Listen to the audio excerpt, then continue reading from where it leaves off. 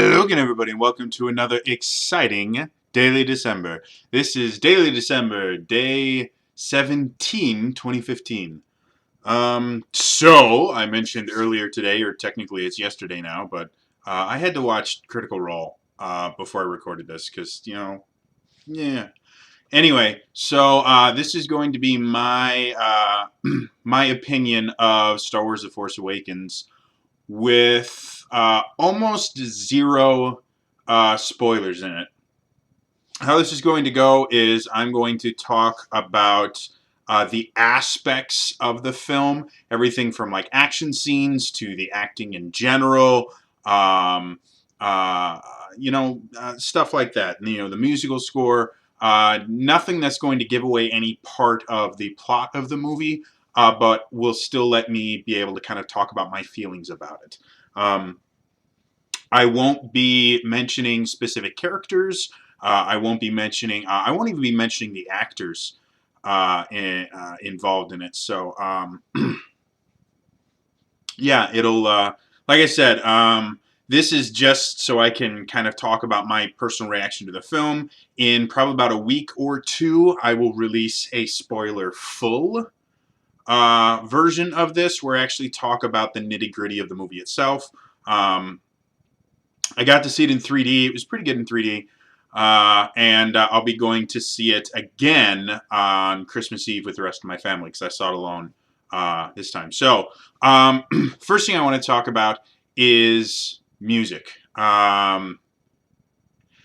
Most of my life, like I can remember by musical scores. Like video games, like the ones I'm most nostalgic about, are the ones that have really amazing musical scores. Like I remember the music from games a lot more than I remember the games themselves. And this is true about everything. Music is something that has always been very special to me. John Williams is my favorite composer, favorite modern composer, hands down. Any movie that he scores, I will watch. Even if it's not all that great a movie, I will watch it simply because he does such amazing work with his musical scores. In any Star Wars movie, they all start out the exact same way. You see Lucasfilm, the Lucasfilm logo.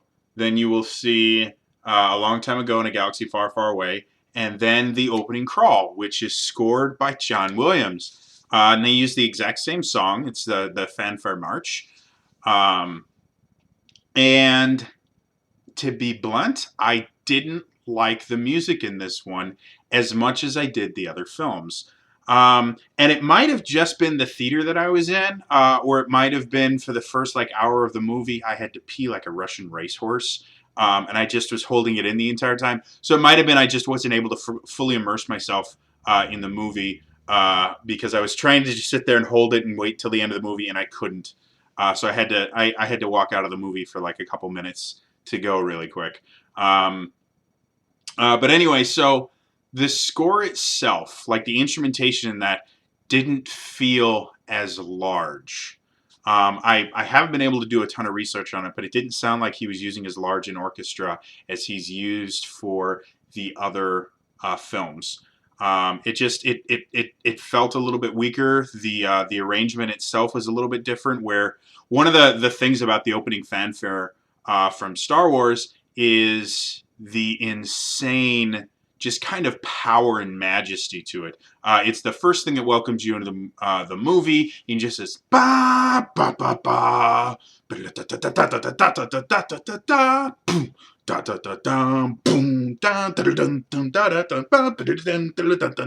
and this is really awesome. Like I know every part that every instrument plays. That's how obsessed I am with this music. And when it started off, it didn't sound like it had as many trumpets playing. The instrumentation just sounded weaker overall. Again, it might have just been the theater that I was in, or I was distracted, but I didn't get that immense feeling of, wow, Star Wars, that I've gotten watching literally just about everything else. It kind of felt like I was watching an episode of the Clone Wars TV series. Like, if you guys have ever listened to the opening crawl from, like, episode 4 or episode 5 and then watch an episode of the Clone Wars, you notice the instrumentation is drastically different because it's not the same. You have a full like romantic style orchestra for full symphony orchestra for the movie, and then you have kind of a minor one where some of it is electronically produced and things like that for that. And that's kind of what this one felt like. Throughout most of the movie, I kept waiting to hear familiar melodies and things like that. Like one of the things, like as much as you like or hate it, the scores for the first 3, the prequel trilogy, were epically done. Like Duel of the Fates was brilliant. Seriously, one of the best pieces John Williams has ever written. And one of the cool things about one of my favorite parts about Episode 3 was the fact that when they started talking about Leia at the very end of Episode 3, the Leia's theme, it's a musical motif that you first hear in Episode 4 when they start talking about her. Is the ba da da da da da da. Yeah, that's Leia's theme, and it came in right as the talk, and that was a kind of indicative of the Romantic period of music, where you would have these motifs that would show up, and each one would have a different meaning. The Berlioz Symphony, Symphonie Fantastique, was famous for the motifs that you would find in, like certain motifs would be, oh, well, that's this coming in, or Peter and the Wolf was the same thing, where there was each instrument was a different animal and things like that. And that was one of the things I loved about that. And in this one, again, without getting any plot details away, it didn't feel like the other Star Wars movies. The music was a character in the show. It really was. And this one, it felt like a lot of other movies where the music was there to enhance the movie, but it wasn't a part of the movie. And I think that may have a lot to do with just the different styles. Like J.J. Abrams writes and directs differently than George Lucas did. They've made mention in interviews and things like that George Lucas would write he would write scenes to classical music, and then he'd tell John Williams, he'd be like, hey, by the way, I wrote this to this song, and John Williams would write a piece of music that felt the same as the music he wrote it to. And so quite literally, the music was there the entire time, from first getting pen put to paper all the way through when the theater, when you were watching it in the theater. And it didn't feel that way to me. It felt like the music was there, and the music is still good. It's John Williams. It can't not be good. But it felt like a background piece as opposed to another character like it has been in all the other movies. So that, again, because music is such a big deal to me, that was one thing I didn't like about it. As far as the acting in general, I loved everybody in it. Except for one particular character, which again, I'm not going to mention who it is or anything like that, but there's one character that just kind of got on my nerves the entire movie. I don't think it was a failure from the actor themselves. I think the actor was very, very good at the role. I just don't think I personally liked how that character was written.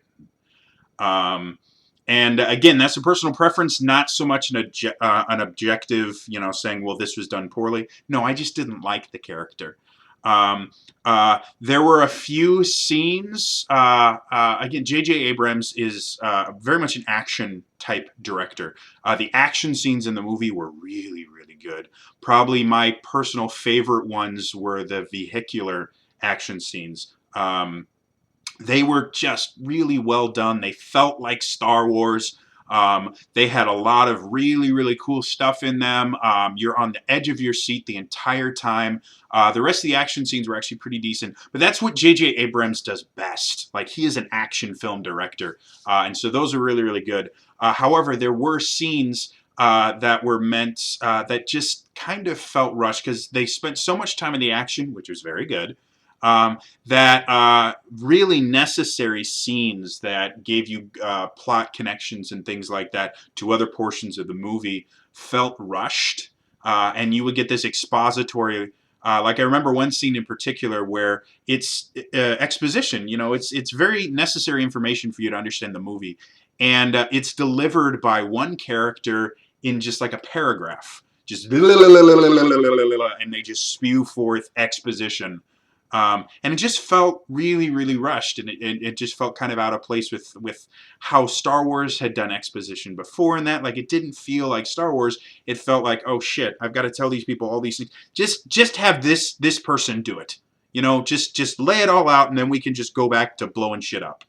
Yeah, overall, I thought the acting was very, very good, except for one character that annoyed me, and when I do my spoiler one, I'll actually talk about some of the things that I thought were super, super well done with some of the characterization. Some of the actors in the movie were just brilliant, absolutely brilliant.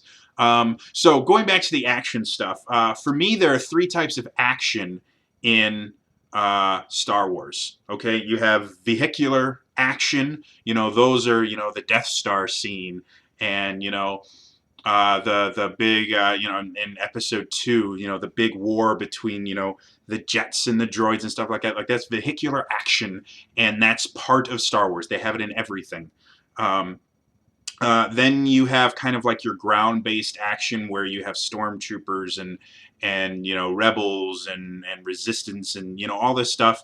You know, doing stuff like that, or maybe doing like chase scenes or stuff like that. And so that's your kind of just, you know, ground action, non-vehicular action. And then Star Wars has a special type of action that everybody watches. It's in literally every single movie. There's at least one scene, and that is sword fighting, playing with lightsabers. In this particular movie, like I said, the vehicular action was absolutely one-handed, 100% the best parts of this. It had kind of that Star Wars majesty to it, especially since there was a lot of fan service in the movie, and so there would be parts where you would see kind of, you know, little bits of foreshadowing, and then it would actually happen, and you just kind of felt this like, oh. So there were good parts to that. And overall, I thought one of the dangers you can get into in an action movie is too many cuts and things like that, so it becomes disjointed and very difficult to follow. The vehicular action scenes in general, super, super easy to follow, very, very well cut and edited. I thought that was done very, very well. The non-vehicular action was good, not quite as good as the vehicle stuff, but you know, it was still fun. There's lots of explosions. There's lots of cool stuff. You get to see quite a few different environments that they fight in, which is great. You know, it's nothing gets more boring than just seeing them do the same thing over and over again in the same place. So I really enjoyed kind of the different environments and kind of backdrops that they used. The lightsaber action, again, without giving away any plot details, we do know, even just from looking at the poster, there are at least 2 lightsabers in this film. Even if the only thing you've done is look at the poster itself, you can see there's a red lightsaber and there's a blue lightsaber. And here's a massive spoiler for you guys. They meet eventually. And I can't really go into my reasons behind this for why, because the explanation behind it does give a little bit of the plot away, and I don't want to. But I was not satisfied with the lightsaber action in this one particularly. I understand why it was the way it was. Like, it plot-wise, I can see why they made it that way. I didn't think it was very well choreographed from my own swordplay background. It wasn't for me. So that was the other thing that kind of took me out, because I was like lightsaber fight scenes, those are my favorite parts of the movie. I loved Return of the Jedi when I was a kid because there was tons of lightsabers in it. I loved Episode 1 because Ewan McGregor and oh god, what's his name now? The guy that played Qui-Gon Jinn, that I can't remember his name now, Liam Neeson, with lightsabers fighting Ray Parks is brilliant. And then Duel of the Fate comes in, like, it was just brilliant. The second one, the fight between Dooku and Anakin, was brilliant. The third one was lightsaber paradise. It was so good. You get to see Mace Windu kick some ass. You get to see Yoda kick some ass. It was just awesome. This one, again, I'm not going to go into details, but I didn't like how they treated lightsaber combat in this one. So that, to me, was a little bit of a downer. I know a lot of people who are really going to enjoy it because there was a lot of flash and there was lightsabers. You get to see some cool stuff. But from a purely technical aspect, I just didn't like it. Yeah, as far as I would really love to talk about the story, I'm not going to, but I would love to because there's a ton there. This is one of those movies that, again, I'm going to watch it again. You can probably watch it 3 or 4 times and not catch all of the little intricacies that are in it. It's a very it can be a very deep movie. But it can also be a very kind of bland movie as well. Like I said, the only issue I had with the movie itself is the pacing was off in sections. Like you'd have these really great action scenes followed up by these exposition scenes, and they just seemed disjointed as far as the pacing was concerned. Um, and It felt like the movie itself was the wrong length. At certain points, it felt like it was too long. At other points, it felt like it wasn't long enough. And so, yeah, and that generally that's a problem with pacing. When you're not, when your pacing is off in the movie, people start getting bored. Even if it's too quick or too slow, it's the same thing. People just start getting bored because it starts taking them away from the immersion. So yeah, those are my only complaints about it. Overall, I had hyped this movie so much in my mind that when I came out of the theater, it was a little bit of a letdown for me. Um, so, like I said, right now, and then coming home to find out everything that happened with Geek and Sundry and Zach, I'm at a little bit of a low point, which is maybe why I'm being so critical of it right now. Like I said, after I see it again, I will probably have a better kind of appreciation for the movie itself and be able to go from there. Right now, like I said, I'm going to go see it again. I think it's a good movie to see. But I don't like reading the reviews and everything like that and seeing how everyone else has reacted. I really feel like I'm the only person in the world that does not think this is the best Star Wars ever. I personally, and this is going to get me crucified, but I personally enjoyed Episode 1 more than I enjoyed this. For a multitude of reasons. Like I said, the music was more a part of it then. I know how everybody hates Jar Jar Binks, so if we just take him out of Episode 1 and ignore every single scene that he was in, Episode 1 was still a really cool movie. And It was my first Star Wars in a theater. So that was a big thing. I saw Episode 1, I think 7 or 8 times in theaters. Just because it was a phenomenon to me. So yeah, like I said, do I think it's a bad movie? Absolutely not. However, it did not live up to the hype I had set up for it. I was expecting a similar experience to just the kind of overwhelming feeling that I got from going in to see Episode 1, or even just going in and the first time I saw the first Hobbit movie, just that feeling of, oh my God, I'm back. I'm back in the Shire. This one, that line that they've shown in every single trailer ever, where certain characters that I won't name go, "Hey, we're home." That's what I was expecting, and I just didn't feel that. And I think that's the thing that let me down the most, is that I just didn't feel that instant connection to, oh my God, I'm back in this world that I love, that I want to live in. So, yeah, overall, I really liked it. I think it's a good movie, but I think it's got some issues that I'm hoping will be fixed with the sequel. There are other issues with the movie that I can't talk about without discussing the plot itself. So those I will cover in my next video in a couple of weeks. Or not my next video, but the video I make in a couple of weeks where I talk about spoilers and stuff like that. I hope those of you that haven't seen it, I didn't reveal too much about it. I think I've been pretty bland and generic. And those of you that have seen it, without listing any spoilers, because I will delete any spoilers in the comments, what did you guys think? Did you enjoy it? Did you not enjoy it? The things that I mentioned, like the music and the pacing and things like that, did you notice the same thing? Do you think I'm crazy?